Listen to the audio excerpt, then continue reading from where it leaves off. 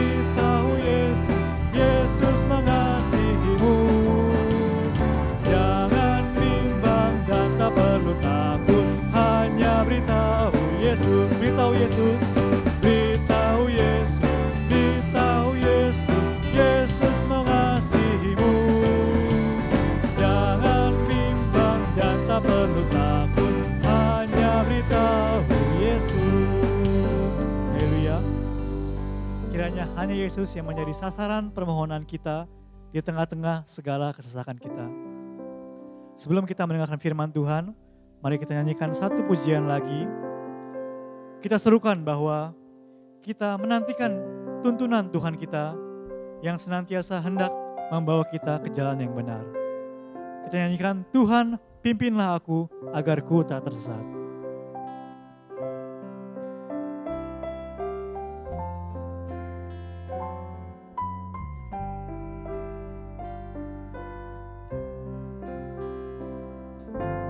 Tuhan pimpinlah aku agar ku tak tersesat. Kau beserta amanlah di dalam anugerah-Mu. Pimpin aku agar ku tak tersesat melewati hidupku sampai tiba di sorga. Tuhan pimpinlah aku agar ku tak tersesat. Kau beserta amanlah di dalam anugerah-Mu. Pimpin aku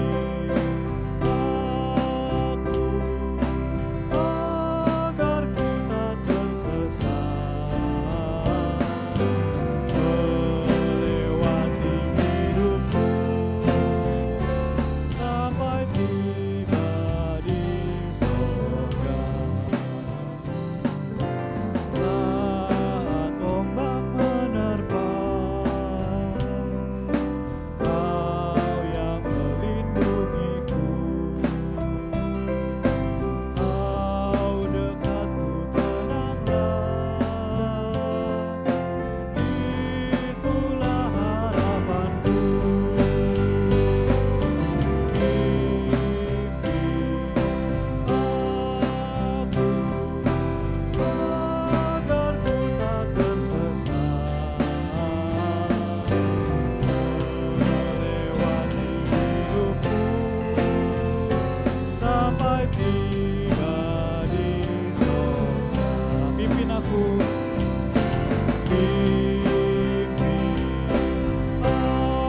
aku agar ku tak tersesat melewati hidupku sampai tiba di sorga. Mari kita bersatu hati dalam doa. Allah Bapa kami yang hidup, kami mengucap syukur kepadamu Bapa, karena Engkau telah memberikan kami hari yang baru, dan Engkau menuntun kami untuk datang ke hadapan-Mu, untuk dapat menyerukan setiap doa dan permohonan kami kepadamu. Bapa, meskipun karena kondisi corona ini kami beribadah secara online, tapi kiranya hati dan pikiran kami bisa Engkau jaga, tetap konsentrasi, tetap khidmat, seperti halnya ketika kami berada di rumah-Mu secara langsung, seperti halnya ketika kami berada di hadapan-Mu secara langsung.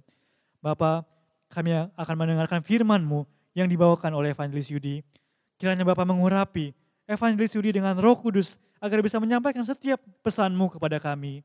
Dan Bapa, jagalah roh, hati dan pikiran kami agar kami bisa berkonsentrasi, mendengarkan dan menerima firman-Mu sehingga firman-Mu bisa berbuah dalam kehidupan kami. Kami serahkan ibadah kami ke dalam tangan-Mu. Di dalam nama Yesus Kristus yang kudus, kami mengucap syukur dan berdoa. Amin. Firman Tuhan pada pagi hari ini diambil dari Daniel 3 ayat 21 sampai 23 dan ayat 27. Daniel 3 ayat 21 sampai 23 dan ayat 27. Lalu diikatlah ketiga orang itu dengan jubah, celana, topi, dan pakaian-pakaian mereka yang lain, dan dicampakkan ke dalam perapian yang menyala-nyala. Karena titah raja itu keras, dipanaskannyalah perapian itu dengan luar biasa, sehingga nyala api itu membakar mati orang-orang yang mengangkat Sadrak, Mesak, dan Abednego itu ke atas. Tetapi ketiga orang itu, yakni Sadrak, Mesak, dan Abednego, jatuh ke dalam perapian yang menyala-nyala itu dengan terikat. Ayat 27, dan para wakil raja, para penguasa, para bupati, dan para menteri raja datang berkumpul. Mereka melihat bahwa tubuh orang-orang ini tidak mempan oleh api itu, dan bahwa rambut di kepala mereka tidak hangus. Jubah mereka tidak berubah apa-apa, bahkan bau kebakaran pun tidak ada pada mereka. Demikianlah firman Tuhan. Judul firman, jubah perlindungan. Jubah perlindungan, dibawakan oleh Evangelis Yudi Lengkong. Shalom, mari menginjil. Saudara yang terkasih dalam Tuhan Yesus Kristus, kita bersyukur kepada Tuhan lewat subuh hari ini kita bisa mendekat kepadanya dan menerima tuntunan lewat firman-Nya. Sehingga ketika kita berdoa, ketika kita hidup, kita bisa menjalankan kehidupan sesuai dengan firman Tuhan, sesuai dan kehendak hati Tuhan. Pada subuh hari ini saya hendak berbagi kasih karunia firman Tuhan dengan tema jubah perlindungan yang bersumber pada buku seri Sejarah Penebusan, seri yang ke-7, halaman 336 sampai 340. Bersyukur kepada Tuhan karena di tengah-tengah wabah corona yang sedang melanda dunia ini, sedang melanda Indonesia secara khususnya, makin bertambah mereka yang terjangkit positif dari COVID-19 ini. Tetapi di tengah-tengah keadaan seperti ini, seri Sejarah Penebusan yang ke-7 mengenai 10 perintah perjanjian kekal bagi seluruh generasi bisa diterbitkan dalam bentuk e-book. Jadi kiranya saya berdoa di dalam nama Tuhan Yesus, kiranya buku seri yang ke-7 ini menjadi kekuatan, memberikan kekuatan kepada kita di dalam menjalankan kehidupan setiap hari. Baik saudara, ada 3 masalah utama yang manusia hadapi di dalam kehidupan. Yang pertama adalah makanan, yang kedua mengenai pakaian, dan yang ketiga tentang tempat tinggal. Meskipun seorang pengemis tidak memiliki makanan dan tempat tinggal, akan tetapi dia memiliki pakaian. Sehingga pakaian sangat penting, menjadi hal yang sangat penting di dalam kehidupan manusia. Dalam pembacaan hari ini di Daniel 3 ayat 21 sampai 23, 3 teman Daniel dilemparkan ke dalam perapian yang menyala-nyala. Tetapi ketika mereka dilemparkan ke dalam api ini, mereka juga dilemparkan bersama-sama dengan pakaian-pakaian mereka yang lain. Sebagai pejabat negara, mereka tampil dengan jubah kebesaran mereka. Ya kan? Dengan jubah kebesaran mereka, karena identitas mereka adalah seorang pejabat. Akan tetapi, mereka tidak hanya mengenakan jubah kebesarannya, tetapi juga mereka mengenakan pakaian yang lain. Daniel 3 ayat 21. Saudara yang terkasih, ada pakaian yang Tuhan perintahkan harus dikenakan oleh semua orang Yahudi. Daniel dan 3 temannya kalau kita lihat, mereka sedang ditawan di Babel, di bawah tekanan lingkungan dan juga budaya asing. Akan tetapi mereka tetap mengenakan pakaian yang diperintahkan Tuhan ini, meskipun situasinya berubah-ubah. Jadi kita bisa melihat mereka telah taat mengenakan pakaian yang Tuhan perintahkan. Pakaian inilah yang menjadi alasan Allah memperhatikan dan menjaga mereka. Jadi bisa dikatakan pakaian yang lain ini merupakan pakaian yang spesial, sehingga jika mereka tidak mengenakan pakaian ini, mereka bisa saja terbakar di dalam perapian yang menyala itu. Pakaian yang lain ini menyimbolkan Allah menyertai mereka. Jadi saudara, seperti apakah pakaian yang spesial ini? Yang pertama mari kita lihat mengenai jubah spesial yang diperintahkan Allah. Mengenai pakaian orang Israel, Allah telah mengaturnya di dalam hukum Taurat. Allah membuat perbedaan dengan orang yang lain, untuk membedakan atau untuk menguduskan mereka. Secara khusus di Bilangan 15 ayat 37 sampai 41, Allah berikan perintah yang khusus tentang jubah luar mereka yang harus mereka pakai ketika mereka keluar dari pintu rumah. Saudara, tujuan perintah ini bukan semata untuk menjaga martabat dan status mereka, identitas mereka saja. Tetapi peraturan ini diberikan supaya setiap kali umat Tuhan melihat jubah mereka atau melihat jubah mereka, setiap kali mereka saling melihat jubah mereka, apa yang terjadi? Umat Tuhan bisa menyadari dengan sendirinya tugas dan status kudus mereka. Jubah di dalam bahasa Ibrani adalah simla. Ini biasa dipakai oleh umat Israel sebagai mantel untuk menyelubungi seluruh tubuh. Mereka bepergian dengan mengenakan jubah ini, dan di malam hari mereka gunakan juga sebagai selimut. Saudara, mari kita lihat ciri-ciri mengenai jubah ini. Jubah yang diperintahkan Tuhan ini, simla ini, dibuat dari satu tenunan, umumnya dari bulu domba. Dan tidak boleh campuran bulu domba dan lenan. Imamat 19 ayat 19 mengatakan hal ini. Kemudian bentuk jubah ini adalah kain segi empat. Ya, kain segi empat dengan lubang di dalam di bagian atas untuk kepala. Keluaran 28 ayat 32. Serta di dalam jubah ini dipasang tali yang terpilin atau jumbai-jumbai pada keempat punca jubah, di ujung-ujung jubah ini. Ulangan 22 ayat 12 di situ dikatakan, Ulangan 22 ayat 12, haruslah engkau membuat tali yang terpilin pada keempat punca kain penutup tubuhmu. Kata Ibrani dari tali yang terpilin adalah gedil. Sebutan lainnya adalah jumbai-jumbai, yang bahasa Ibraninya adalah sisit.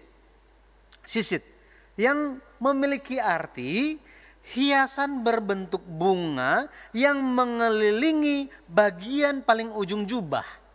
Jadi seperti jubah.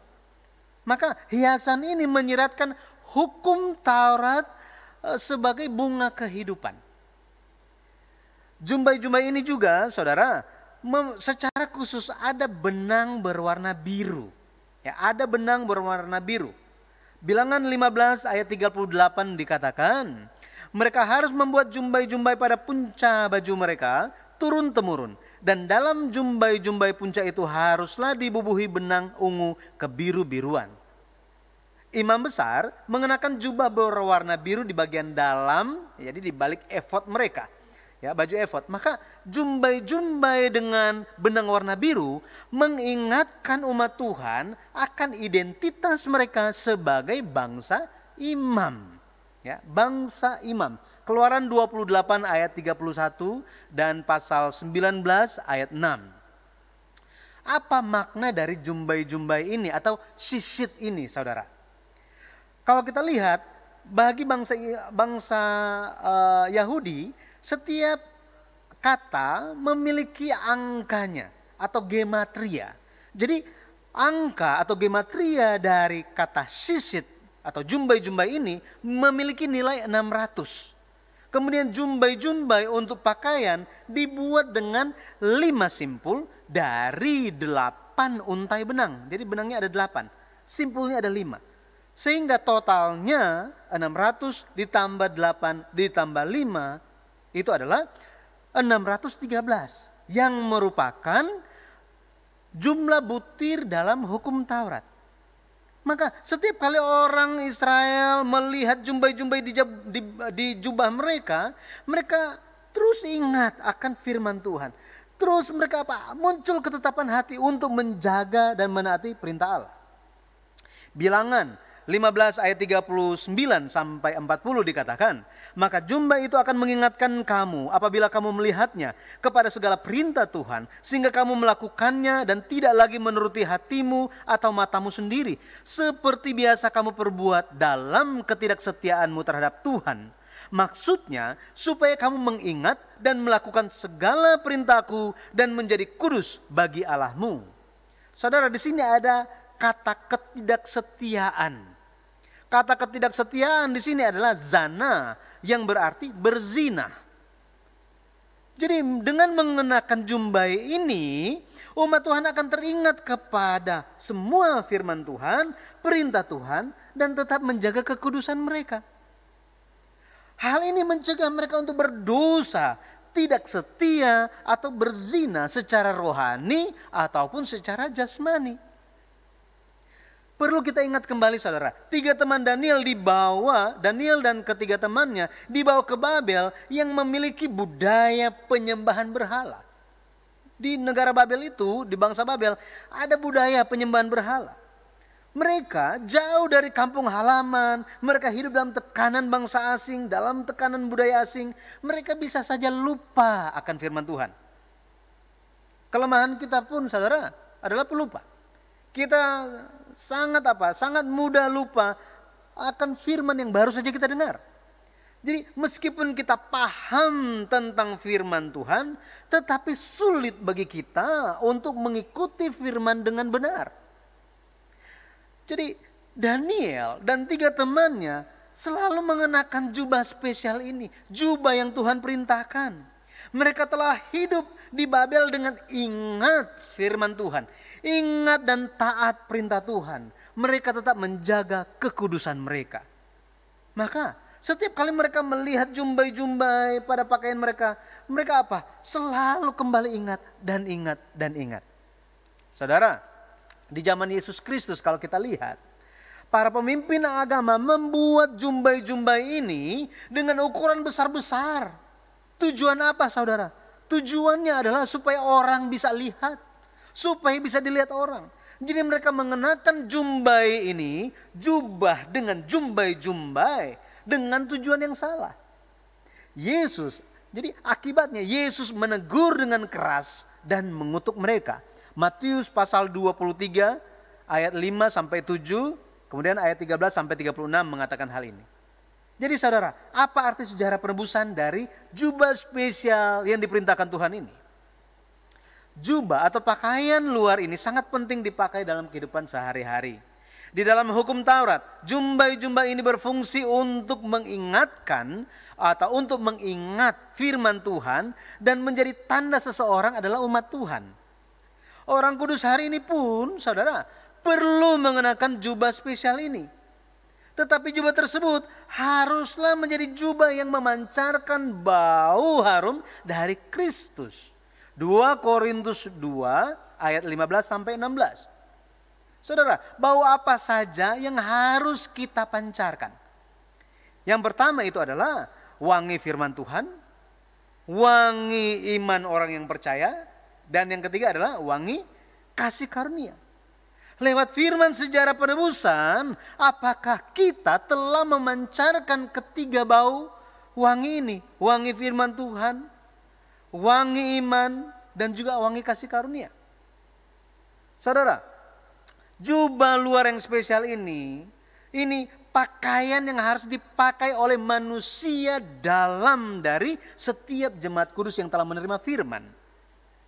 Jubah luar ini harus dikenakan oleh semua orang yang memiliki misi tugas. Tanpa mengenakan jubah ini saudara, orang kudus bukan menjadi orang kudus, ya, tetapi mereka hanya menjadi orang yang tidak mau ingat firman Tuhan, tidak mau taat, tidak mau menjadi umat Allah, saudara. Artinya mereka akan tetap menjadi orang yang berdosa, yang penuh ketakutan, seperti orang yang berhutang seumur hidup. Kejadian 3 ayat 7 sampai 10 dan Ayub 22 ayat 6 sebagai referensinya. Jadi saudara, hari ini pun kita yang telah dibaptis di dalam Yesus Kristus haruslah mengenakan Yesus Kristus. Galatia 3 ayat 27 saya baca. Karena kamu semua yang dibaptis dalam Kristus telah mengenakan Kristus. Jadi saat ini pun kita perlu terbangun dari tidur kita. Kita perlu apa? Perlu melepaskan pakaian kegelapan, pakaian kedagingan, lalu mengenakan pakaian terang ini. Roma 13 ayat 11 sampai 14. Jadi saudara, kita perlu ada firman di dalam kita. Karena hanya firman saja yang bisa melindungi kita. Buku seri Sejarah Perebusan telah menjadi jumbai-jumbai rohani ini untuk kita bisa mengingat dan memampukan kita menaati, menjaga firman Tuhan. Lebih lagi bisa bisa menjaga kita tetap kudus. Ketika kita mengenakan pakaian yang lain ini, pakaian yang berbeda dari dunia, maka kita mengenakan jubah spesial Yesus Kristus, pakaian kebenaran. Maka kita sedang mengenakan berkat Tuhan, saudara. Pakaian inilah yang akan melindungi kita dari dapur api kesengsaraan dan juga dari api gua singa maut. Apakah yang sedang menjadi jumbai pengingat di dalam kehidupan kita, saudara? Saya percaya itu adalah buku seri Sejarah Perebusan. Ulangan 4 ayat 40, kita akan membaca ayat terakhir kita. Ulangan 4 ayat 40. Berpeganglah pada ketetapan dan perintahnya yang kusampaikan kepadamu pada hari ini, supaya baik keadaanmu dan keadaan anak-anakmu yang kemudian, supaya lanjut umurmu di tanah yang diberikan Tuhan Allahmu kepadamu untuk selama-lamanya. Amin. Mari kita berdoa. Allah Bapa yang hidup, kami mengucap syukur atas firman-Mu. Di tengah-tengah keadaan dunia yang tidak menentu ini ya Bapa, kami bersyukur ada firman sejarah penebusan yang mengingatkan kami untuk terus beriman kepada Tuhan, senantiasa taat, sehingga terlatih menjadi umat yang berharap kepada Tuhan. Bapa, terima kasih, secara khususnya kami bersyukur buku seri sejarah penebusan yang ke-7 telah tersedia bagi kami. Gerakan hati kami, sehingga kami pun bisa membacanya dengan penuh syukur, dengan penuh ketaatan, dengan penuh roh Tuhan. Sehingga kami pun bisa mengeluarkan, memancarkan dengan melimpah wangi Kristus ke tempat di mana kami berada, ke tempat dimanapun Engkau mengutus kami. Terima kasih ya Bapa. Kami percaya dengan firman-Mu, kami akan senantiasa dilindungi, bahkan di tengah-tengah wabah corona yang masih tetap ada di dunia ini. Kami berserah hidup kami dalam tangan Tuhan. Dengan meninggikan nama Yesus Kristus kami berdoa. Amin. Saudara yang terkasih, kita akan berseru kepada Tuhan, menaikkan doa-doa seruan kita. Tema doa yang pertama, mari kita memohonkan pemulihan Tuhan atas dunia ini. Pemulihan dari wabah corona. Kita berdoa supaya waktu dipersingkat bagi kita. Yang kedua, kita berdoa supaya penginjilan semakin gencar dilaksanakan. Lewat penyebaran firman sejarah perebusan, biarlah kita terus digerakkan menjadi orang yang bermisi tugas, menyebarkan firman sejarah perebusan sampai seluruh bangsa kita penuh dengan kemuliaan nama Tuhan. Kita berdoa lewat yang ketiga, lewat keadaan yang sedang terjadi, biarlah syukur, pertobatan bisa terjadi dan banyak orang berbondong-bondong berbalik kepada Tuhan.